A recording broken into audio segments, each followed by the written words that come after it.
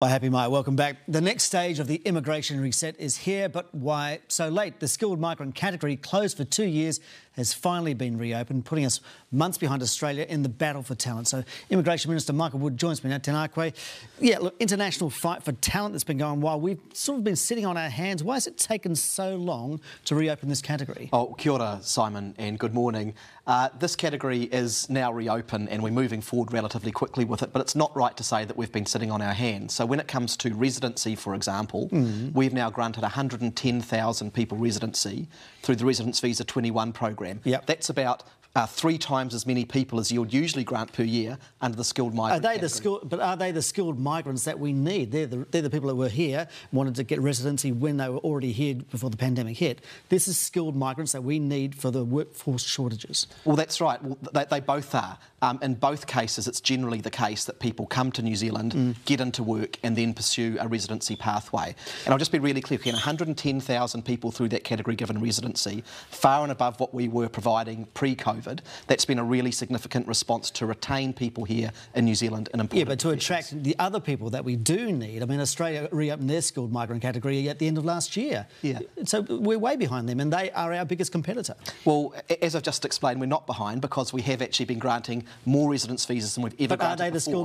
Are they the skilled migrants that we need? Yes. These are people across a whole range of roles where we do have real skills needs. It is teachers, it is nurses, it is engineers, it is people in those sorts of roles. And at the same time, of course, since July, we've opened up the accredited employer work visa, which has enabled employers to be able to access people on a more temporary basis as well. Okay, so there has been a lot going on. We've increased the RSE scheme, we've increased the working holiday visa scheme in that time as well. So that there have been a lot of things happening over the last few months. Okay, so now you've reopened this particular category.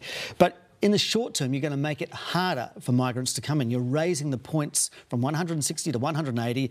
At the same time, Australia has decreased the points that they need. Why are you doing that? Well, there are a couple of things that are happening with the skilled migrant category that we've reopened. One is that we are shifting it to really focus in on the skills that we need in New Zealand. Our immigration rebalance is about focusing on the skills we need to grow as a country, and it is about explicitly shifting away from a previous model where there was a lot of low-skill, low-cost labour. Yeah. We do not think that is the way forward.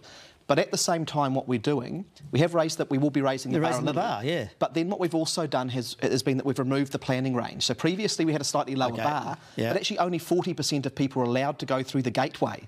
What we're now saying is we remove that cap completely. Australia still has a cap, by the way. Yes. Canada still has a cap, by the way. Their cap is like 195,000. But we won't have a cap. We'll say, here are the skills requirements. If you meet those skills requirements, we will process your application. Are you sure you don't have a cap in mind? I mean, because if, say, you approve another 100,000 or 100,000 each year as skilled migrants, is that okay? Well, no, the whole point of the system is to get the measurement in place for the skills that we need in New Zealand.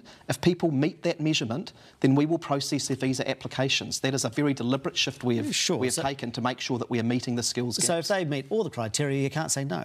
Well, that's right. Yeah, whereas previously it was artificially constrained by a planning range. We're now saying if you've got the skills that we need, we will process your application. That's an important shift. The system is already backlogged. How are you going to be able to do this? Yeah, well, we're putting significant resource into the system.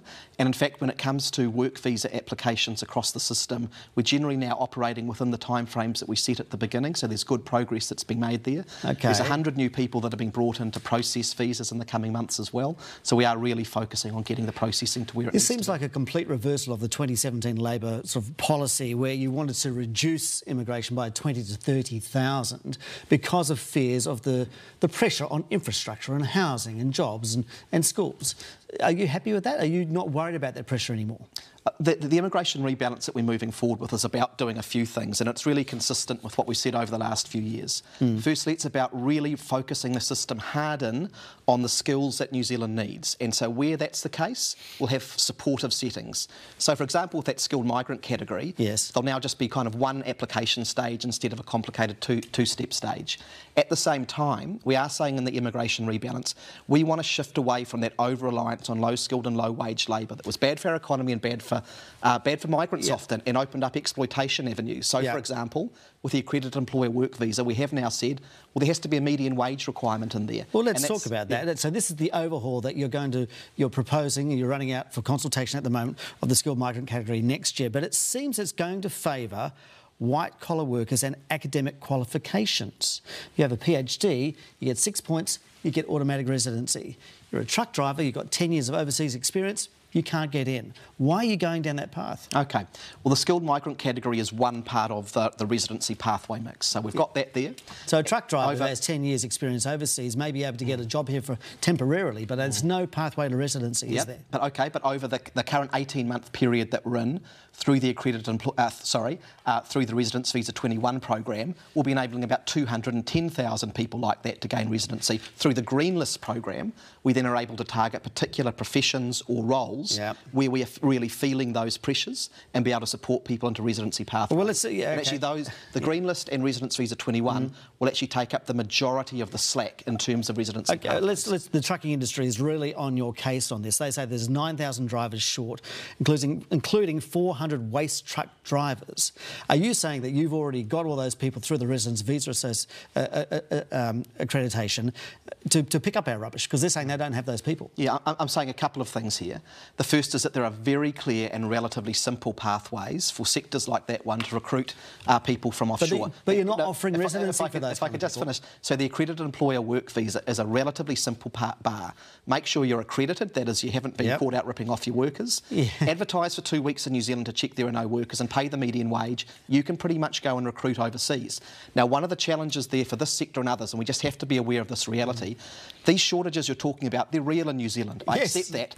They're real in every other country. You can open up the newspaper in Australia and the UK and you'll read the same stories. So it is a challenging global labour market. We know that. And these settings enable employers to recruit offshore. Yes. But it is in a labour market internationally that is constrained. And no one can change that reality. But if you're not going to, I mean, like, if you're talking about tradies and truck drivers, I mean, they're not considered as part of the skilled migrant pathway to residency, are they? Well, no, but in many of those cases, for example, tradies, there are key roles that are on the green list. Electricians, plumbers, construction managers drive the trucks? Are on the green list who have a clear pathway to residency because we've recognised the shortage in those areas. Auto electricians are on that list. OK, so there are some, but the trucking industry is really on your case, and they say that there are going to be a reduction in services if they can't get these people across the border. Yeah, so two important points there. One is that with any sector experiencing these challenges, we will work with them and we will be pragmatic. So you've seen that, for example. And are you being can I give you some examples? One example, over the last month, we've made changes to the way that chefs were assessed because we heard messages from the sector.